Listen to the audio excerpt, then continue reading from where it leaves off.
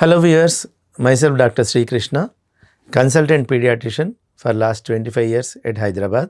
మనం చాలా తరచుగా చూస్తూ ఉంటాము కొంచెం పెద్ద పిల్లలు అంటే 3 ఏళ్ళు 4 ఏళ్ళు దాటిన పిల్లలు వాళ్ళకి ఎప్పుడైతే జ్వరం వస్తూ ఉంటుందో ఆ సమయంలో విపరీతంగా కాళ్ళు నొప్పులుగా ఉన్నాయని లేదా తలనొప్పిగా ఉందని ఒళ్ళు నొప్పులుగా ఉన్నాయని బాధపడుతూ ఉంటారు.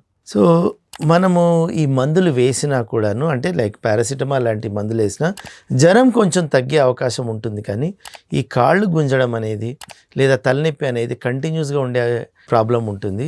దాంతో దీనికి ఇంకా ఏమైనా పవర్ఫుల్ మందు వేయాలా అని ఆలోచిస్తూ ఉంటాము.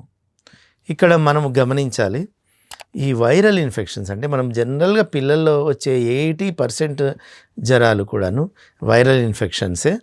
ఈ వైరల్ ఇన్ఫెక్షన్స్లో కేవలం శరీరం వేడి పెరగడం అంటే జ్వరం ఒక్కటే కాకుండా బాడీ పెయిన్స్ అంటే విపరీతంగా కాళ్ళు గుంజడము, చేతులు గుంజడము లేదా తలనొప్పి రావడము అనేది చాలా కామన్. ఎప్పుడైతే ఈ వైరల్ ఇన్ఫెక్షన్స్లో ఇవి కామన్గా ఉంటాయో వీటి గురించి మనం ప్రత్యేకించి వేరే మందులు వేయాల్సిన అవసరం లేదు. కాకపోతే పారాసిటమాల్ మనం ఏదైతే కామన్గా వాడుతూ ఉంటామో దాన్ని ఫుల్ డోసు అంటే 15 mg per kg body weight చొప్పున ఫుల్ డోస్ తోటి ప్రతి 4 నుంచి 6 గంటల వరకు ఒకసారి ఆ మందు వేస్తూ పదే పదే వాటర్ బాగా తాగిస్తున్నట్టయితే జ్వరం చాలా కంఫర్టబుల్గా, ఎంత జ్వరం వచ్చినా కూడా పిల్లవాడు కంఫర్టబుల్గానే ఉంటాడు. కాబట్టి మర్చిపోకుండా పదే పదే నీళ్లు తాగిస్తూ ఉండండి. అలాగే ఈ జ్వరం వచ్చినప్పుడు ఒళ్ళు తుడవచ్చా లేదా ఇక్కడ తడిబట్ట పెట్టచ్చా అని అంటూ ఉంటారు. ఈ విషయంలో కూడా రకరకాల డౌట్లు వస్తూ ఉంటాయి పేరెంట్స్కి. మనం జనరల్ కామన్గా అందరు అనుకునేది ఏమంటే ఒక తడిబట్టని ఇక్కడ తల దగ్గర నుదుటి మీద పెట్టి అలా ఉంచడం వల్ల జ్వరం తగ్గుతుందని, కానీ ఇది కేవలం అపోహ మాత్రమే. మామూలుగా అయితే యాక్చువల్లీ మనం తడి బట్ట తీసుకుని ఒళ్ళంతా తుడవాలి.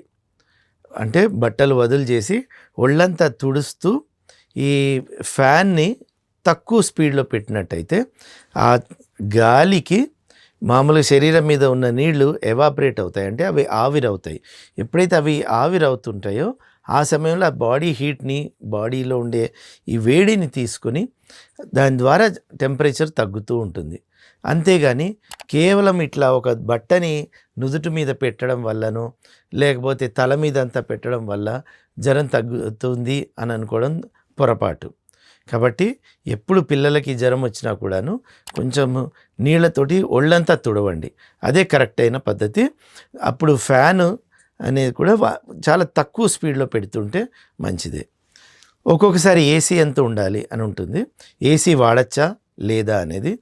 జనరల్గా ఏసీ ఆ టైంలో ఎయిర్ కండిషన్ 25 degrees నుంచి 28 degrees మధ్యలో ఉన్నట్టయితే జ్వరంకి కంఫర్టబుల్గానే ఉంటుంది.